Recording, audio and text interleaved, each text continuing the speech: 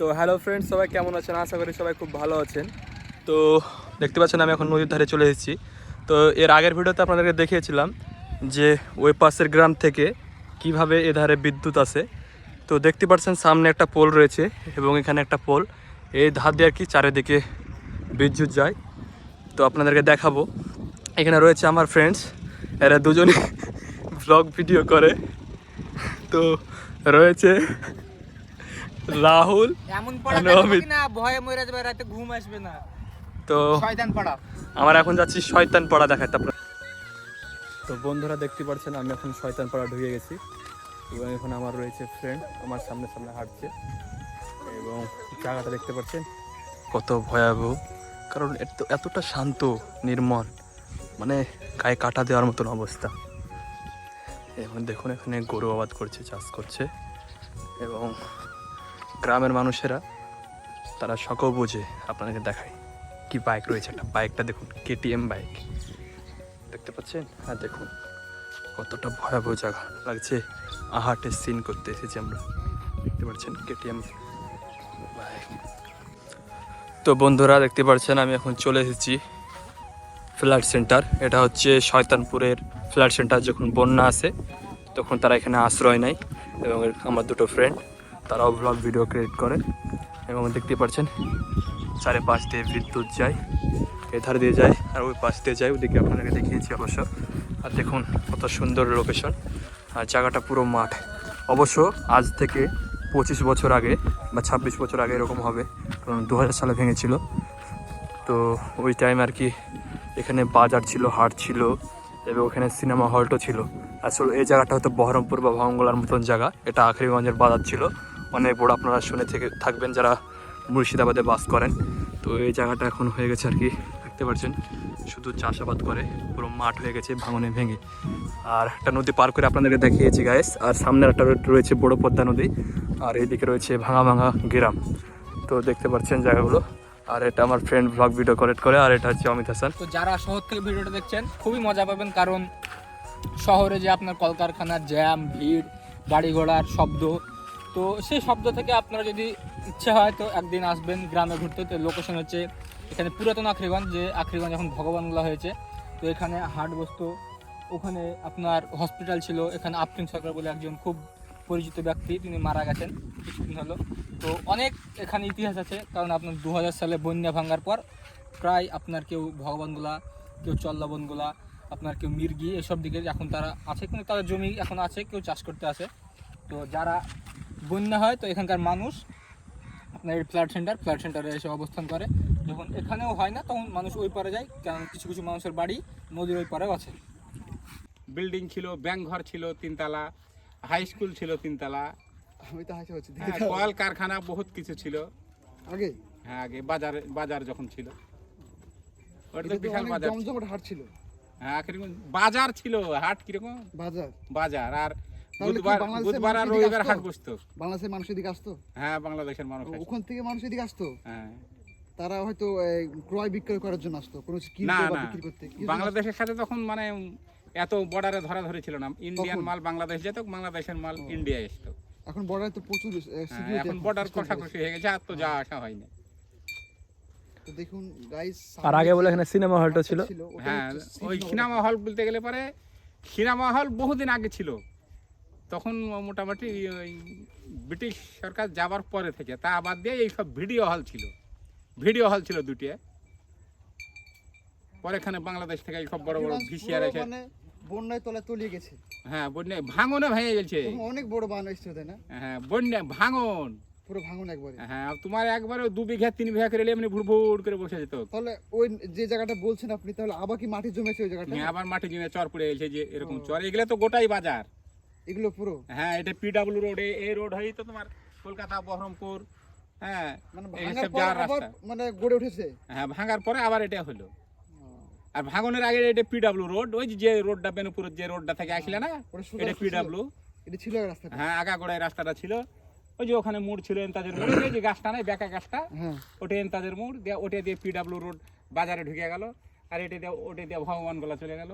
ভগবানগোলা সব দেখেছেন আপনার নিজের চোখে? হ্যাঁ এই তো আমার বয়স 60 বছর, আর দেখবো না? 88 তো কত বয়স কত ছিল? যখন আপনি তখন দেখেছেন? আমার বয়স মোটামুটি তাও 23-24। 23-24, তাহলে আমাদের মতন বয়স ছিল। হ্যাঁ, ভালো দেখেছি তো বাজার আমরা, হ্যাঁ। আমরাই তো বাজারে বেরিয়ে বেড়াতো সব সময়। আজ আখরিগঞ্জ থাকলে এই মানুষের, এদিককার মানুষের অনেক উন্নতি হতো। অনেক উন্নতি হতো। আখরিগঞ্জ তো ছোটখাটো ব্যাপার না। আখরিগঞ্জ ওই চরকুঠিবাড়ি, রাজাপুর, দৌলতপুর সমস্ত ওই মন্ডলেরা সব সবজি মাথায় করে গরুর গাড়িতে করে নিয়ে আসতো। কি করে ছাতাই, হ্যাঁ ছাতাই, তোমার হরিরামপুর, দেবাইপুর, এই বেনুপুর, এইসব কোনো জায়গাতে হাট ছিল না। এই শিবনগর, খড়িমনা এগুলো কোনো জায়গায় হাট ছিল না, শুধু আখরিগঞ্জের হাটটি ছিল। তখন ওই গরুর গাড়ি আর ঘোড়ার গাড়িতে সব মাল আসতো, সবজি বলো, চাল বলো, যত ইত্যাদি। জায়গাটা ভেঙে গিয়ে মানুষের অভাব অনটন এসছে। হ্যাঁ, জায়গাটা নাহলে ভাঙে যে, কিন্তু এখানে অনেক সুবিধা হতো মানুষের, হ্যাঁ অনেক ব্যবসা সুবিধা। করতে পারতো এদিককার লোক।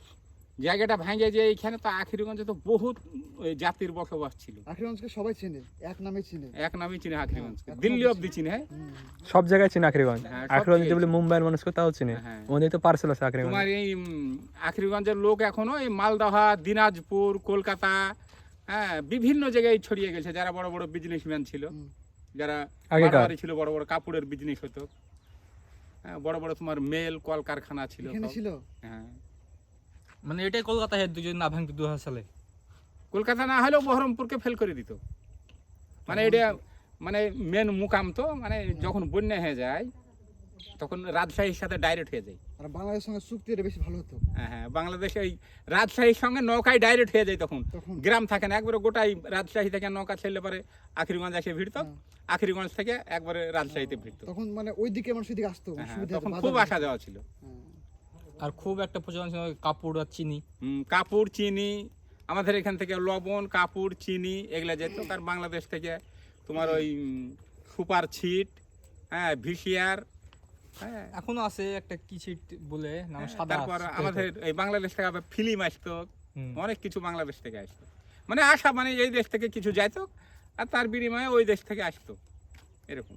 তো যাই হোক চাচা, অতীতের কথাগুলো নিয়ে আর কষ্ট পাওয়ার কোনো কারণ নাই। তো আপনাকে এই ভিডিওতে আসার জন্য অনেক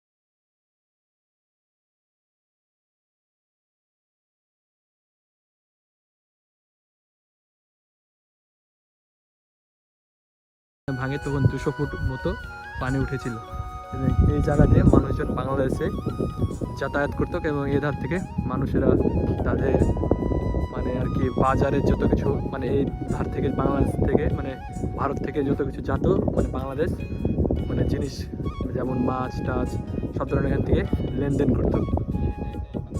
তো বন্ধুরা দেখতে পাচ্ছেন জায়গাটা, মানে এই জায়গাতে যতটি বাজার ছিল মানে বাংলাদেশের কোলে, তো ভারতে যতটি জিনিস আদান প্রদান হতো বাংলাদেশ যেত আর বাংলাদেশের জিনিস পুরো আদান প্রদান হয়ে ভারতে আসতো। এই জায়গা থেকে আর কি যা আসা হতো জায়গা জিনিসপাতি।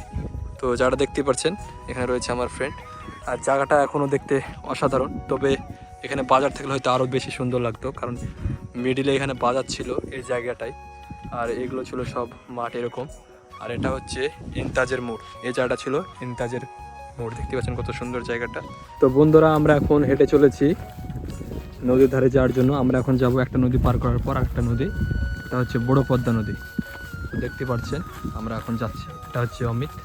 তো বন্ধুরা দেখতে পাচ্ছেন আমরা ছিলাম ওই জায়গাতে, তারপরে এই ল্যাটা ছিল দেখতে পাচ্ছেন, এই ল্যাটাটা মিডিলে ল্যাটা পার করার পর আমরা উঁচুতে উঠেছি এবং তারপর পড়ছে আমাদের বড় পদ্মা নদী। ওটা ছিল শাখা নদী, যেটা ভাঙার পর 2000 সালে ভাঙার পর ওটা হয়েছিল, আর এটা আগ থেকেই নদী ছিল এই জায়গাটায়। তো আজকে দেখাবো বড় পদ্মা নদী, এটা হচ্ছে প্রধান নদী। তো চলুন দেখানো যাক। এবং দেখতে পাচ্ছেন এখানে বোর গাছ রয়েছে। তো আমরা যখন ছোটো থাকতাম, যখন নদীর ধারে ঘুরতে আসতাম, ওই ধারে যে গাছগুলো রয়েছে বোরের, তখন আমরা ছোটোবেলা তার পেড়ে খেতাম। তো যারা দেখুন জাস্ট পুরো মরুভূমির মতন এলাকা, পুরো ফাঁকা, শুধু জাস্ট এখান করে চাষাবাদ করে মানুষজন, তাই সবুজ হয়ে রয়েছে এবং জায়গাটা অসাধারণ। তো সামনে যে বাড়িগুলো দেখতে পাচ্ছেন ছোট্ট ছোট্টভাবে রয়েছে, এই বাড়িগুলি পার করার পরে আর কি বাংলাদেশ। তো জায়গাটা অসাধারণ। তো এর আগের ভিডিও দেখিয়েছিলাম আপনাদের ওই ধারে গিয়ে, তবে এই গ্রামগুলো এখনও আপনাদেরকে দেখানো হয়নি। তো চলেন দেখে আপনারা দেখানো যায় কি না। যদি নদী পার করা হয় অবশ্যই আমরা ওই ধারে উঠবো, আর যদি না পার করা হয় তো আমরা ওই সাইডে যাবো, ওই একটু দেখাবো ওই গ্রামের মাঠগুলো, গ্রাম। তো চলে যাওয়া যাক। তো দেখতে পাচ্ছেন এখানকার গ্রামের মানুষেরা কত গরু চাষ করে, গরু আবাদ করে, দেখতে পাচ্ছেন। তো বন্ধুরা দেখতে পাচ্ছেন আমি এখন বড় পদ্মা নদীর কাছে চলে এসেছি, কত সুন্দর জায়গা এবং এখানে কেউ নাই, আমরা তিনজন।